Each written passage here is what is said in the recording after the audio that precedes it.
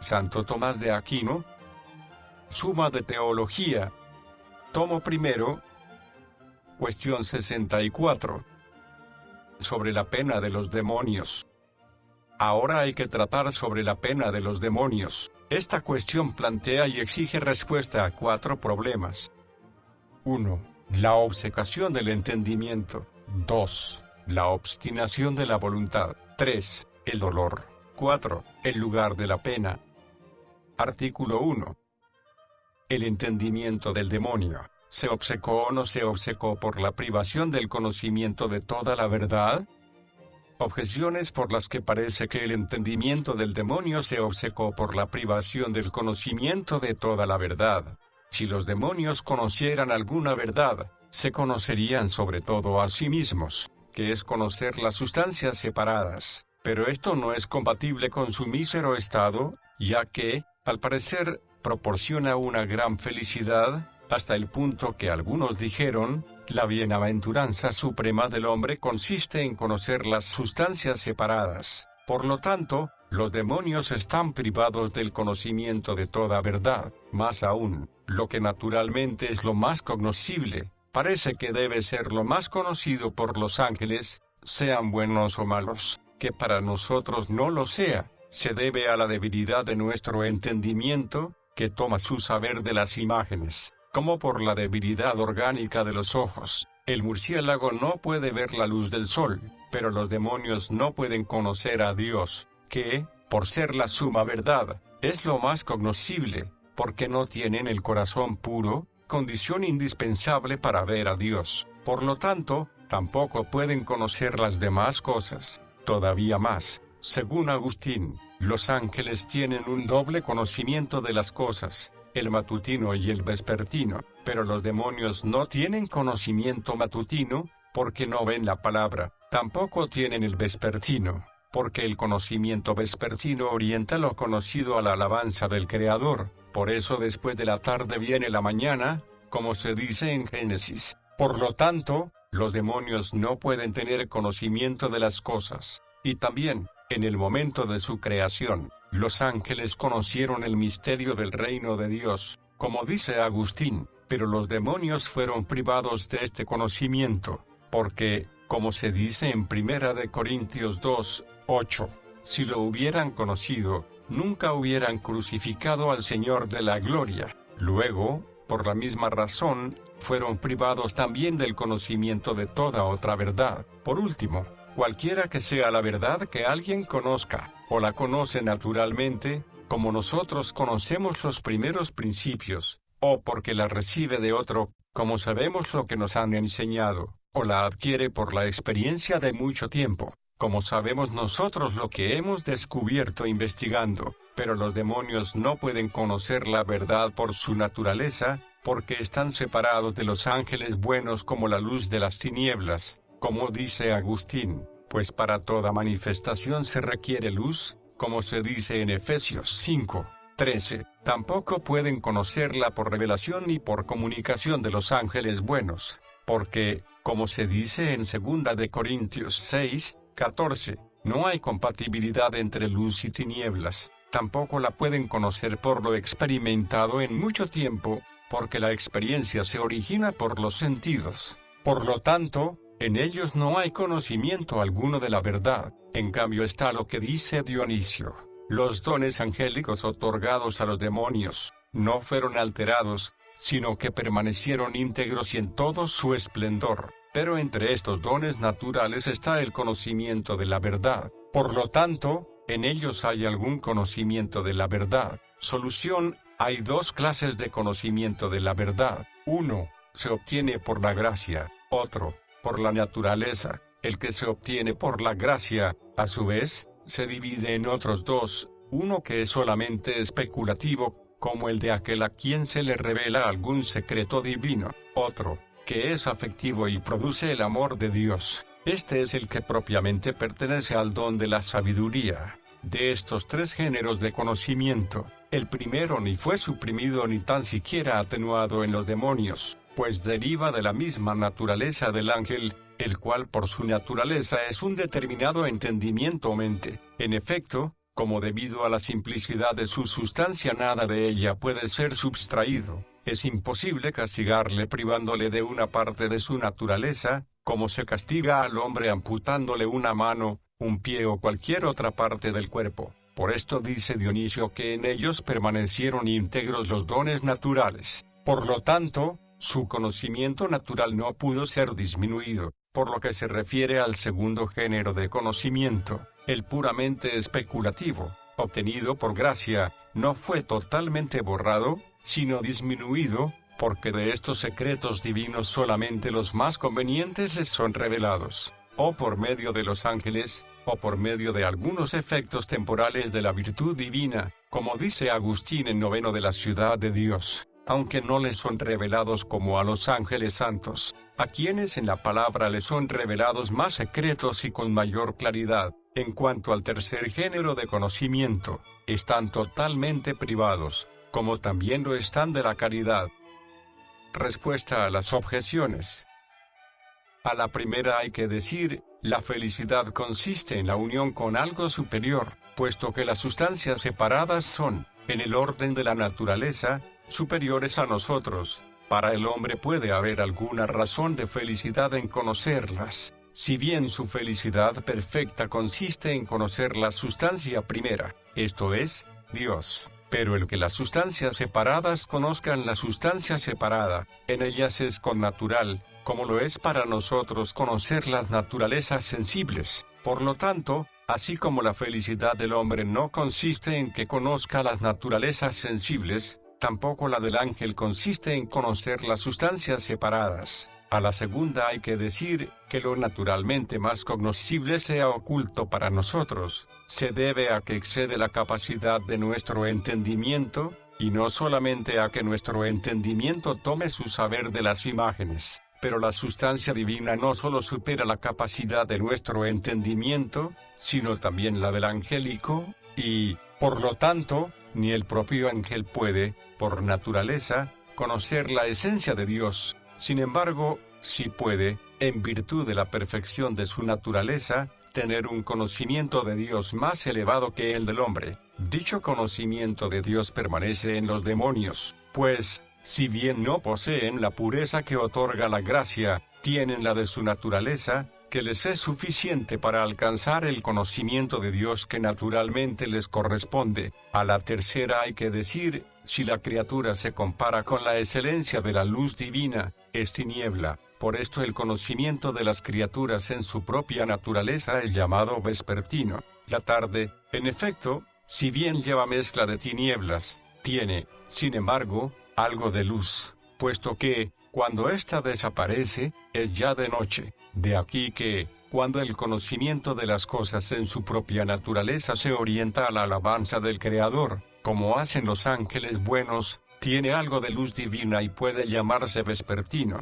Por el contrario, cuando no se orienta a Dios, como es el caso de los demonios, no se llama vespertino sino nocturno. Por eso se dice en Génesis 1:5 que Dios llamó noche a las tinieblas que había separado de la luz. A la cuarta hay que decir, el misterio del reino de Dios realizado por Cristo fue conocido de alguna manera por todos los ángeles desde el principio, y sobre todo lo fue a partir del momento en que consiguieron la bienaventuranza por la visión de la palabra. Esto nunca lo tuvieron los demonios. Sin embargo, no todos los ángeles lo conocieron completamente ni por igual. Por supuesto que mucho menos los demonios debieron de conocer el misterio de la encarnación mientras Cristo estuvo en este mundo. Dice Agustín, no se les dio a conocer como a los ángeles santos, que gozan por participación de la eternidad de la palabra, sino que se les notificó, para su espanto, por ciertos efectos temporales.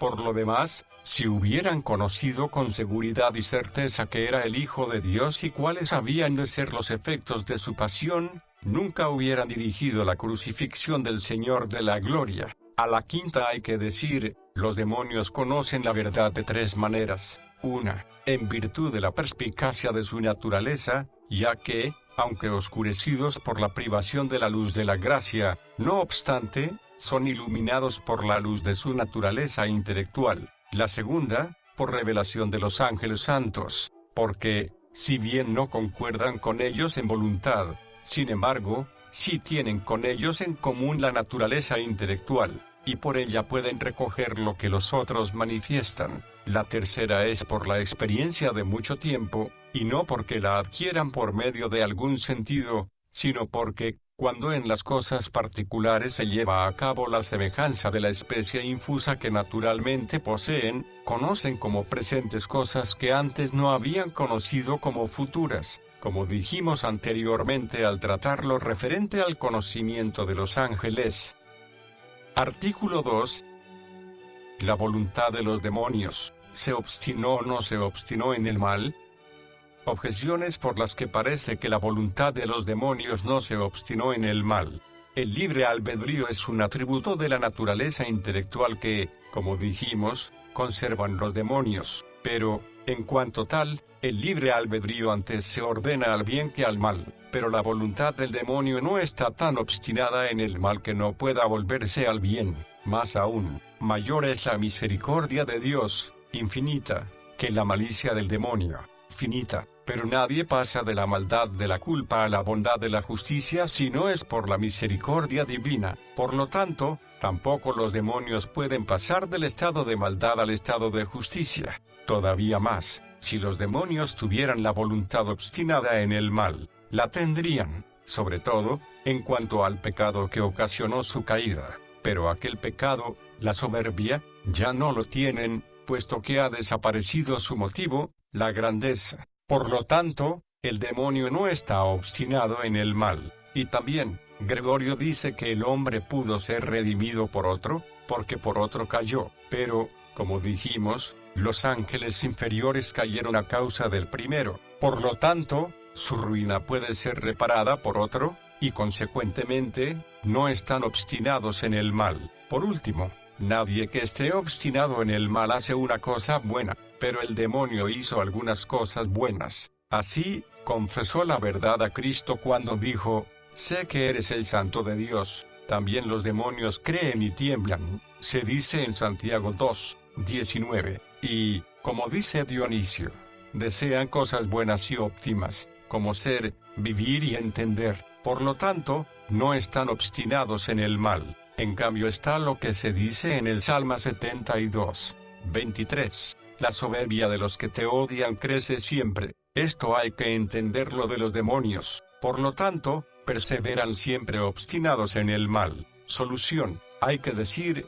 Orígenes sostuvo la teoría de que toda voluntad creada puede inclinarse al bien o al mal en virtud del libre albedrío, excepto el alma de Cristo, a causa de su unión con la palabra. Pero esta postura destruye la verdad de la bienaventuranza de los ángeles santos y de los hombres, porque la estabilidad perpetua es esencial a la bienaventuranza, que, por esto mismo, es llamada vida eterna. Además, se opone a la autoridad de la Sagrada Escritura cuando enseña que los demonios y los hombres malos serán enviados al castigo eterno, mientras que los justos serán trasladados a la vida eterna. San Mateo 25:46. Por lo tanto, esta opinión debe ser considerada como errónea. Siguiendo la fe católica, hay que sostener que la voluntad de los ángeles santos está confirmada en el bien, la de los demonios, en el mal. En cuanto a la causa de dicha obstinación, no se ha de buscar en la gravedad de la culpa,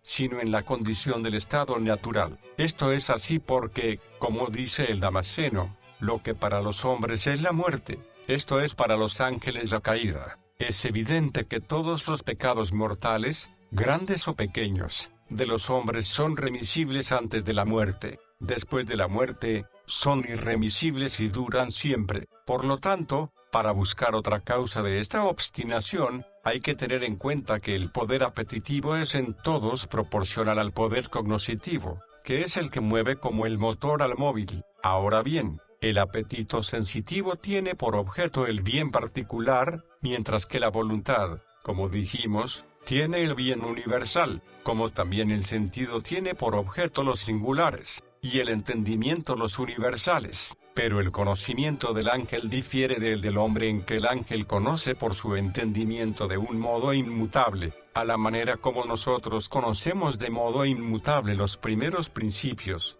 que son el objeto del entendimiento. El hombre, en cambio, conoce por la razón de una manera mutable, con el camino abierto para llegar a metas opuestas, de donde se sigue que la voluntad del hombre se adhiere a los objetos de una manera mutable, ya que puede abandonar uno y adherirse a su contrario. Libremente puede adherirse a una cosa o a su opuesta, entiéndase de las cosas que no quiere por naturaleza, pero, una vez adherida, esta adhesión es inmutable. Por esto suele decirse que el libre albedrío del hombre es flexible en sentidos opuestos antes de la elección y después de ella, mientras que el libre albedrío del ángel lo es antes de la elección, pero no después. Así, pues, los ángeles buenos, adheridos desde siempre a la justicia, están confirmados en ella, mientras que los malos, los pecadores, están obstinados en su pecado. Sobre la obstinación de los hombres condenados, hablaremos más adelante.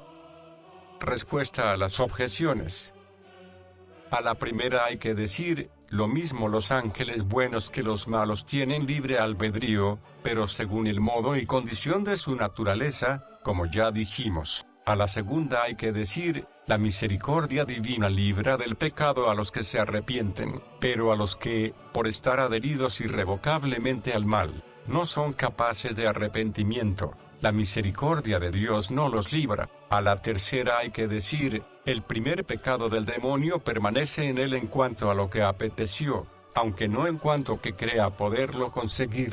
Es como el que se convence de poder cometer un homicidio y quiere cometerlo, que, si después se le escapa la posibilidad de hacerlo, sin embargo, su voluntad puede seguir queriéndolo, bien porque quisiera haberlo cometido, bien porque todavía querría cometerlo si pudiera. A la cuarta hay que decir, la causa total de que sea remisible el pecado del hombre no es porque haya pecado por instigación de otro, por lo tanto, no hay paridad. A la quinta hay que decir, en el demonio hay dos clases de actos. Uno, procedente de su voluntad deliberada, que es lo que propiamente puede llamarse acto suyo. Este acto en el demonio es siempre malo, porque, aun cuando a veces hace algo bueno, sin embargo, no lo hace bien. Así, cuando dice la verdad es para engañar, y cuando cree y confiesa, no lo hace voluntariamente, sino forzado por la evidencia de las cosas. El otro acto del demonio es el natural,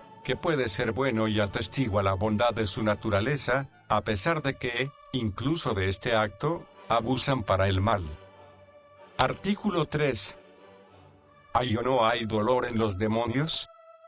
Objeciones por las que parece que no hay dolor en los demonios. Como el dolor y la alegría se oponen, no pueden estar en el mismo sujeto, pero los demonios experimentan alegría. Dice Agustín en Contra Manicheos, el diablo tiene poder sobre todos los que desprecian los mandamientos divinos, y se alegra de este desdichado poder. Por lo tanto, en los demonios no hay dolor. Más aún, el dolor es causa del temor, porque las cosas que tememos antes de que lleguen son las mismas de las que nos dolemos cuando han llegado. Pero en los demonios no hay temor, según aquello de Job 41:42. Fue hecho para no tener miedo a nada. Por lo tanto, en los demonios no hay dolor.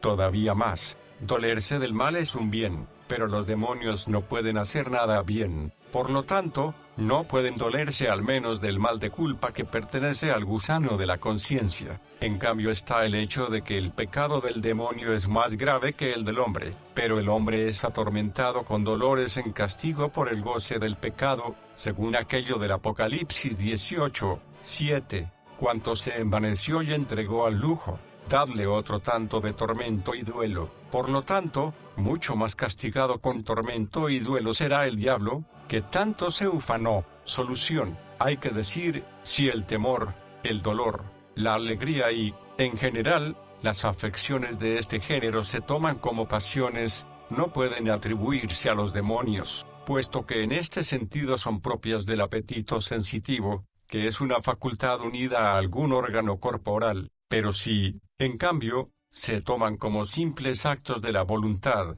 pueden existir en los demonios. Hay que decir, en ellos hay dolor. El porqué de esto radica en que el dolor, en cuanto simple acto de la voluntad, no es otra cosa que una reacción contra lo que es y lo que no es. Pero es indudable que los demonios quisieran que muchas cosas que existen, no existieran. Así, por ejemplo, y por estar llenos de envidia, quisieran la condenación de los que se salvan. Por lo tanto, hay que decir, en los demonios hay dolor. Primero, porque es esencial a la pena el que sea contraria a la voluntad. Además, porque están privados de una bienaventuranza que desean naturalmente, y también porque en muchas ocasiones encuentran cohibida su perversa voluntad.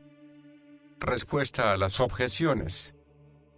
A la primera hay que decir, la alegría y el dolor son opuestos cuando se refieren a un mismo objeto, pero no lo son respecto a objetos distintos. Por eso no hay inconveniente en que alguien se duela de una cosa y a la vez se alegre de otra distinta. Esto sucede sobre todo cuando el dolor y la alegría son simples actos de la voluntad, porque puede suceder que, no ya en cosas diversas, sino en la misma cosa, se encuentre algo que queremos y algo que no queremos. A la segunda hay que decir, por lo mismo que en los demonios hay dolor del mal presente, también hay temor del mal futuro. En cuanto al texto, fue hecho para no tener miedo. Job 41, 24, se entiende el temor de Dios que aparta del pecado. En otra parte está escrito, Santiago 2, 19, los demonios creen y tiemblan. A la tercera hay que decir, dolerse del mal de culpa es prueba en favor de la bondad de la voluntad,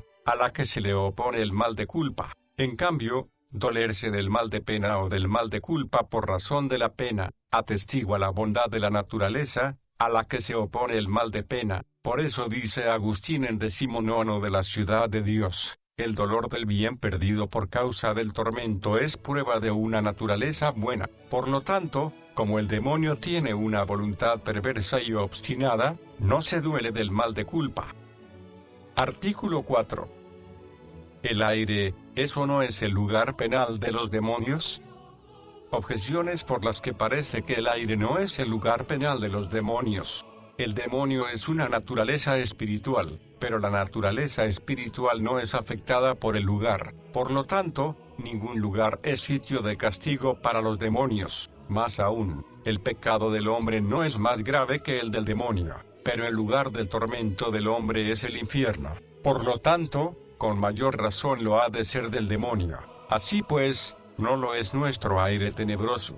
Todavía más, los demonios son castigados con la pena del fuego, pero en el aire tenebroso no hay fuego. Por lo tanto, no es el lugar de tormento de los demonios. En cambio está lo que Agustín dice, el aire tenebroso es como una cárcel para los demonios hasta el día del juicio. Solución, hay que decir, los ángeles, por naturaleza, ocupan el lugar medio entre Dios y los hombres. Ahora bien, en el plan de la providencia divina entra el procurar el bien de los seres inferiores por medio de los seres superiores. Pero la divina providencia procura el bien del hombre de dos maneras. Una, directamente, esto es, siempre que alguien es atraído al bien o alejado del mal. Esto es hecho dignamente por los ángeles buenos. Otra, indirectamente, o sea, cuando alguno que es atacado se esfuerza en rechazar al adversario. Esta manera de procurar el bien del hombre fue conveniente que se llevara a cabo por medio de los ángeles malos,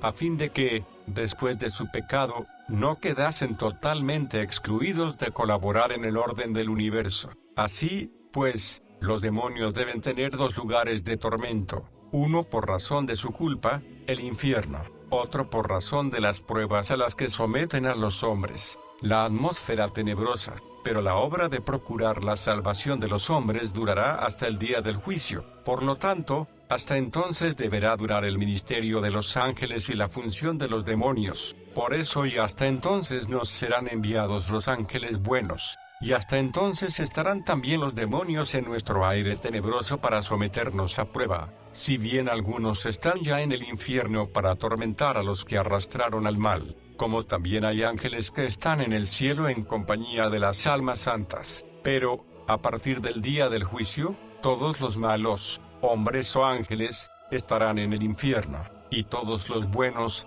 en el cielo. Respuesta a las objeciones. A la primera hay que decir, el lugar no atormenta al ángel ni al alma en cuanto que influya en ellos alterando su naturaleza, sino en cuanto que influye en su voluntad, entristeciéndola. Al ver, lo mismo el ángel que el alma, que están en un lugar que su voluntad rechaza. A la segunda hay que decir, conforme al orden de la naturaleza, un alma no es superior a otra, y, en cambio, los demonios en el orden de la naturaleza son superiores al hombre. Por lo tanto, no hay paridad. A la tercera hay que decir, algunos dijeron que tanto la pena sensible de los demonios como la de las almas será alargada hasta el día del juicio, como también hasta entonces se alargará la bienaventuranza de los justos. Pero esto es erróneo y contrario a la doctrina que, en 2 de Corintios 5:1, dice el apóstol, si la casa de nuestra mansión terrena se desmorona, tenemos una casa en el cielo. Otros, no admitiendo esto para las almas, sí lo aceptan para los demonios, pero es mucho más acertado decir que lo mismo se debe juzgar de las almas condenadas que de los ángeles malos, como aplicamos el mismo juicio a las almas buenas y a los ángeles buenos. Por lo tanto, hay que decir, así como el cielo es el lugar de la gloria de los ángeles, y, sin embargo, su gloria no disminuye cuando vienen a nosotros, porque consideran aquel lugar suyo, a la manera como tampoco decimos que disminuya el honor del obispo cuando no está sentado en su cátedra, así también se ha de decir que, aun cuando los demonios, mientras ocupan nuestra tenebrosa atmósfera no están encadenados al fuego infernal, sin embargo, solo el saber que aquella prisión les corresponde es ya suficiente para que no disminuya su tormento. Por eso, en cierta glosa a Santiago 3:6 se dice, donde quiera que vayan, consigo llevan el fuego del infierno. A esto no se opone aquello que se dice en San Lucas 8:31, rogaron al Señor que no los mandara al abismo. Si pidieron esto fue porque consideraban como castigo el estar excluidos de un lugar en el que podían perjudicar a los hombres. Por eso, en San Marcos 5:10 se dice, le suplicaban que nos los echara fuera de aquella región.